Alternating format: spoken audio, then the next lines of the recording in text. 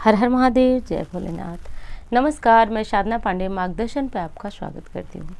दोस्तों, मैं बात करूँगी गंगा दशहरा के बारे में। गंगा दशहरा जो कि कल यानी कि 9 जून 2022 को मनाया जाएगा। दोस्तों, गंगा दशहरा को साधारण समझने की भूल ना करें। प्रायः लोग सोचते हैं कि गंगा दशहरा बहुत साधारण सा पर्व है, लेकिन शास्त्रों की बात कहूँ या फिर निचोड़ कहूँ उनका, तो दोस्तों ये इतना महत्वपूर्ण दिन है कि आप हजारों लाखों दिन पूजा करके और प्रतिदिन का पुण्य जोड़ने और मात्र एक गंगा दशहरा के दिन कुछ पुण्यदायी कार्य करने, आपको उन प्रत्येक दिनों के बदले में आज मिलेगा बहुत बड़ा फल। इसलिए गंगा दशहरा हर किसी के लिए मनाना बहुत ज़रूरी है। प्रायः हमारे दिमाग में क्या होता है कि गंगा दशहरा या फिर गंगा स्नान तो मोक्ष के लिए होता है, लेकिन मैं बता दूं आपको कि जो आप इस समय कर्म भुगत रहे होंगे, जो आपको इस समय तकलीफ़ें मिल रही होंगी, वो आज की तकलीफ़ें नहीं है। ये नियम है, ये प्रकृति का नियम है कि जो आज करेंगे उसका भुगतान आपको कल करना होगा, कल का परसों, ऐसा नियम चलता है। ये प्रकृति का चक्र है। तो इनसे मुक्ति पाने के लिए, इनसे निराकरण के लिए हमें माँ गंगा के शरण में जाना पड़ता है। आप जानते हैं, अस्थियों के विसर्जन के लिए भी गंगा में जाते हैं। कोई बहुत बड़ा पूजा पाठ हो या फिर घर में छोटा सा अनुष्ठान हम रखते हैं, उसमें भी गंगा जल की आवश्यकता होती है। तो जीवन पर्यंत होती है, मृत्यु पर्यंत भी होती है। तो ये चीज़ समझिए कि आज उन्हीं का दिन है, माँ गंगा का दिन है। तो गंगा दशहरा साधारण दिन नहीं है। वीडियो में आगे बने रहिएगा। पूरी वीडियो में यदि आप बने रहें तो आज समझ जाएंगे कि ये निचोड़ क्या है। प्रायः इन चीज़ों को आपको बहुत कम चीज़ें सुनने में मिलती है, लोग कम बताते हैं, लेकिन आज पूरा निचोड़ है जिससे आप समझ सकते हैं कि आज के दिन दुख दूर करने के लिए बहुत महत्वपूर्ण दिन है। वीडियो कैसी लगेगी ये बताइएगा ज़रूर, और यदि अच्छी लगती है तो लाइक ज़रूर किया करें। दोस्तों, आपके लाइक मेरे लिए बहुत बड़ी प्रेरणा रखते हैं, और चैनल को सब्सक्राइब कर लीजिए, इस तरह की जानकारियाँ आपको मिल सकेंगी।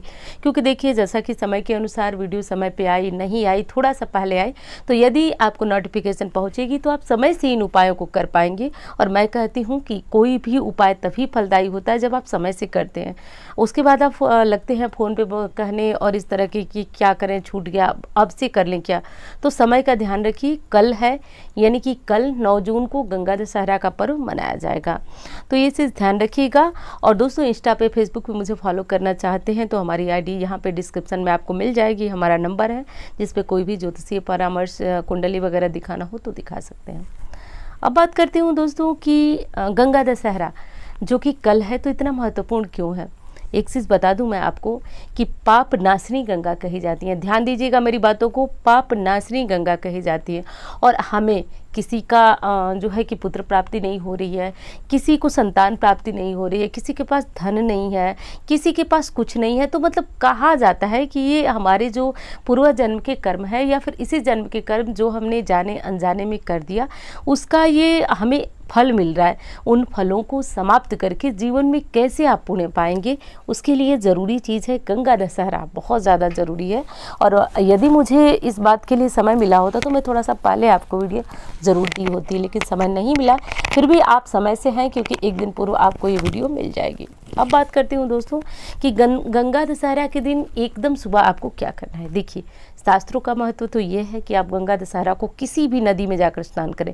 जरूरी नहीं है कि गंगा, आज के दिन का महत्व ये है कि कोई बहता हुआ जल भी गंगा के नाम से ही जाना जाएगा। आज यदि आपके यहाँ आसपास में कोई भी नदी है तो आप उनमें जाकर स्नान कर सकते हैं।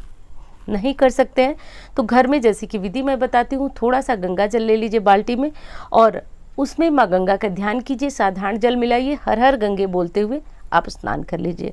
तो इस तरह से कीजिए। और विधान में बताती हूँ गंगा दशहरा का, तो कहा गया है कि आज के दिन गंगा जल में 10 डुबकियाँ लगाने से 7 जन्मों के पापों का क्षय होता है, समन होता है। तो गंगा जी यदि पास में हो तो आज ये मौका मत चूकिए, गंगा जी पहुँच जाइए। गंगा जल में खड़े होकर सूर्य को अर्घ देने का अपना विशेष महत्व बताया जाता है। कहा जाता है कि जितना आप पूरे साल का जल देकर पुण्य अर्जित नहीं कर पाएंगे, उतना गंगा जी में खड़े होकर यदि सूर्य को अर्घ दोनों अंजलि से भर कर दिया जाए तो सूर्य आपका निश्चित रूप से बलवान होता है। तो नहीं कर सकते ऐसा तो साधारण जल में गंगा जल मिलाइए, सूर्य को अर्घ दीजिए। ऐसा घर पे कर लीजिए, इससे भी आपको फल निश्चित रूप से मिलेगा। लेकिन गंगा नहाने का यदि अवसर मिलता है तो आप सौभाग्यशाली हैं। आज के दिन पूरे घर में गंगा जल का छिड़काव कीजिए। हल्दी मिलाकर, गुरुवार है, हल्दी मिलाकर पूरे घर में गंगा जल का छिड़काव कीजिए। आज पीने के पानी में जो आपका पानी हो उसमें थोड़ा सा गंगा जल पहले मिलाए, साधारण जल मिलाकर रख दें। पूरे दिन जो है आज गंगा जल का सेवन कीजिए, घर में छिड़किए। यदि आपका ऑफिस है, आपकी दुकान है, आपका कोई भी कारोबार है तो आज वहाँ भी गंगा जल जरूर छिड़किए। तो गंगा जल का प्रयोग आज हर चीज़ में होना चाहिए। अब बात करती हूँ कि जो लोग गंगा नदी में स्नान करने गए हैं वो तो गंगा आरती का सौभाग्य लेंगे, जो कि बहुत बड़ा सौभाग्य है दोस्तों। यदि हरिद्वार जाने का आपको मौका मिले तो आप बहुत बड़े पुण्यशाली हैं। और आप एक काम कीजिएगा कि यदि आपको ऐसा सौभाग्य प्राप्त हुआ है तो मुझे कमेंट कर ज़रूर बताइएगा कि आप हरिद्वार जा रहे हैं या फिर पहुँच चुके हैं। तो एक चीज़ और ध्यान देना है दोस्तों, यदि हरिद्वार में आप गंगा आरती देख रहे हैं तो ये आपके लिए बहुत बड़ा सौभाग्य का दिन है। और कहीं भी गंगा आरती देख रहे हैं तो ये भी बहुत ज़्यादा सौभाग्य का दिन है। ऐसा कर लीजिएगा।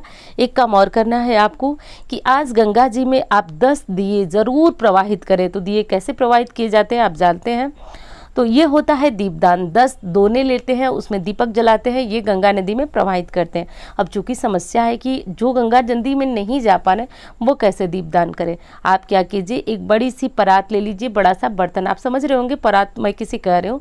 एक बड़ा सा बर्तन ले लीजिए, उसमें थोड़ा सा गंगा जल डालिए, उसमें साधारण जल डालिए और उसमें गंगा नदी का यानी गंगा माता का आह्वान कीजिए। आह्वान कैसे होता है? आह्वान होगा कि आप उनका ध्यान करें, हे माँ गंगा, मैं इस पात्र में आपका स्वरूप मानकर पूजन करने जा रहा हूँ या जा रही हूँ। आप इसमें अपनी कृपा दिखाइए। दोस्तों कहा जाता है मन चंगा तो कठौती में गंगा। उस छोटी सी परात में कठौती में माँ गंगा का अवतरण होगा, ऐसा विश्वास रखें। उसके बाद 10 दिए उसमें प्रज्वलित करें और फूल पत्ती जो भी चीज़ें हैं जिनसे आप पूजन करते हैं वो चढ़ाएं। आज के दिन दान का बहुत विशेष महत्व है। तो यदि गंगा स्नान करने जा रहे हैं तो आप अपने साथ सत्तू ले जाएं। कहा जाता है कि सबसे बड़ा दान जो अन्नदान होता है उसमें सत्तू का माना जाता है। सत्तू के दान से सौभाग्य बढ़ता है और व्यक्ति के पूर्व जन्म के कर्म कटते हैं। तो ऐसा आप जरूर कर लीजिएगा सत्तू का दान। और घर पे यदि कर रहे हैं तो भी आप किसी ज़रूरतमंद को सत्तू आज जरूर दे दें। आज के दिन जल से भरे हुए मटके का दान भी कहा जाता है कि पितृ शांति कराता है, बहुत तरह की समस्याओं से मुक्ति दिलाता है। देखिए आप क्या सोचते हैं, मैं ये जानती हूँ। आपको लगता है कि कोई ऐसा उपाय है जिससे मुझे बहुत ज़्यादा शीघ्र इसका परिणाम मिले, लेकिन एक चीज़ समझिए, जब आपके जीवन में उथल पुथल मच गई फिर आप उपाय करेंगे तो आपको बहुत जल्दी लाभ नहीं होगा, बहुत समय लगेगा, बहुत ज़्यादा प्रयास करना होगा। इसीलिए कहा जाता है कि आग लगने से पूर्व ही पानी की व्यवस्था कर ली जाए तो वो आग उतनी ज़्यादा प्रभावशाली नहीं होती है, क्योंकि उसको बुझाने का इंतजाम पहले से किया गया है। तो इसीलिए पुण्यदायी काम करते रहेंगे तो जीवन में कभी भी भयंकर आग का सामना यानी कि भयंकर मुसीबतों का सामना आपको नहीं करना पड़ेगा। ऐसा कर लीजिएगा, इन 2 चीज़ों का दान कर लीजिएगा। बाकी तो अन्य दान बहुत सारे हैं, 10 की संख्या में फल दान करें, 10 की संख्या में पंखे दान करें, बहुत सारी चीज़ें हैं, लेकिन मैं साधारण दान बता रही हूँ, सत्तू का और जल से भरे हुए बर्तन का। तो बहुत ज़्यादा महत्व है, ऐसा कर लीजिएगा। गंगा नदी में खड़े होकर के यदि आप गंगा चालीसा पढ़ते हैं, गंगा आरती करते हैं, बहुत ज़्यादा पुण्यदायी है।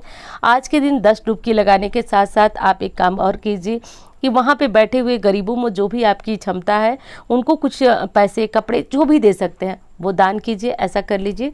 तो दान भी आप घर पे भी कर सकते हैं और आप बाहर भी कर सकते हैं, यह आपकी क्षमता है। गंगा दशहरा 9 जून को पड़ रही है, तो इस डेट को आप ध्यान रखिएगा, 9 जून यानी कल। एक चीज़ और ध्यान रखना है आपको कि आज के दिन कुछ उपाय किए जाते हैं। देखिए गंगा जल वैसे ही बहुत ज़्यादा पवित्र माना जाता है। इस गंगा जल में, गंगा नदी में, और मैंने कहा कि आज हर बहती हुई नदी गंगा का स्वरूप मानी जाएंगी। वैसे तो हमेशा मानी जाती है, लेकिन आज माना जाता है कि हर नदी जो बहाव युक्त हैं उनमें माँ गंगा है। तो आज के दिन अपने हाथों की उंगली में पुष्प भर लीजिए। नहाने के बाद उस पुष्प को गंगा के बहते हुए जल में प्रवाहित कीजिए, हर हर गंगे बोलते हुए। तो ये मंत्र पुष्पांजलि आज आपको जरूर करना है, हर हर गंगा बोलते हुए। कहा जाता है कि पुण्यों का उदय करने के लिए ऐसा करना बहुत ज़्यादा ज़रूरी होता है। आज हर व्यक्ति, बल्कि परिवार का हर सदस्य एक नारियल उठाए और अपने सिर से घड़ी की उल्टी दिशा में आज वार करके 7 बार और गंगा नदी में प्रवाहित कर दे। इससे क्या होगा कि जितने भी बुरे ग्रह हैं जिनसे आपको कष्ट मिल रहा है वो दूर होगा, और कोई भी जैसे बीमारी आने वाली है, परेशानी आने वाली होती है तो वो कट जाता है। तो हर सदस्य यदि कर लेता है तो ज़्यादा उत्तम है, लेकिन परिवार का मुखिया ये काम जरूर करे। जैसा कि मैं हमेशा बता रही हूँ कि बहती हुई किसी भी नदी में प्रवाहित कर दें। मंत्र पुष्पांजलि करें। एक काम और बताऊंगी आपको जो कि आप ज़रूर कर लीजिएगा। आज के दिन गंगा जल से, 1 लोटा गंगा जल से यदि काले तिल मिलाकर महादेव का अभिषेक किया जाए तो जन्म जन्मांतर की गरीबी दूर होती है, रोग से मुक्ति होती है और मनोकामनाओं की पूर्ति होती है। जो मनोकामना आपकी लंबे समय से चलती आई है, आज 1 लोटा, ध्यान दीजिए उसमें कोई साधारण जल मत मिलाइए, जो आपके पूजा का जल है लोटा है उसमें 1 लोटा गंगा जल भर लीजिए और आज हर हर गंगा बोलते हुए, ध्यान रखिए हर हर महादेव नहीं, हर हर गंगे बोलिए, क्योंकि उस नाम से बहुत ज़्यादा प्रसन्न होते हैं महादेव और उन्होंने, आप जानते हैं, अपने सिर में माँ गंगा को स्थान दिया है। तो हर हर गंगे बोलते हुए शिवलिंग पर ये जल धीरे धीरे करके प्रवाहित करना है, आपको चढ़ा देना है। अब उसके बाद दोस्तों ये क्या करेगा मैं बताती हूँ कि 1 दिन का ये गंगा जल समर्पित करना। गंगा जल हमेशा महादेव को पसंद, बहुत ज़्यादा प्रिय है, लेकिन आज जो आप चढ़ाएंगे उससे आपके कष्ट कटेंगे और मनोकामनाओं की पूर्ति होती है। यदि किसी का घर नहीं बिक रहा है, किसी को नई प्रॉपर्टी लेना है वो नहीं हो पा रहा है, धन लाभ नहीं हो पा रहा है, काम में बहुत ज़्यादा बाधा आती है, संतान प्राप्ति नहीं हो पा रहे, बच्चे का पढ़ने में मन नहीं लग रहा है, तो आज हर सदस्य को बोलिए कि वो 1 लोटा गंगा जल शिवलिंग पे समर्पित करे। बस काम बनना शुरू हो जाएगा, जो भी कार्य में रुकावट आ रही है वो जो है समाप्त होगी।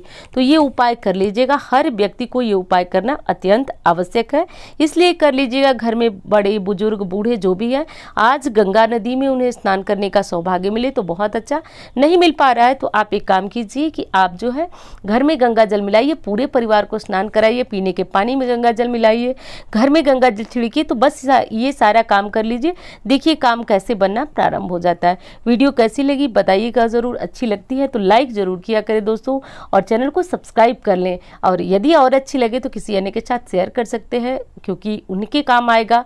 तो माना जाता है कि यदि हमारा कोई भी उपाय किसी के काम आता है, कोई भी जानकारी हमारे माध्यम से किसी को पहुंचती है तो ये भी बहुत बड़ा पुण्य होता है। तो ऐसा कर लीजिएगा और मिलती हूँ इसी तरह की वीडियो के साथ। हर हर महादेव, जय भोलेनाथ।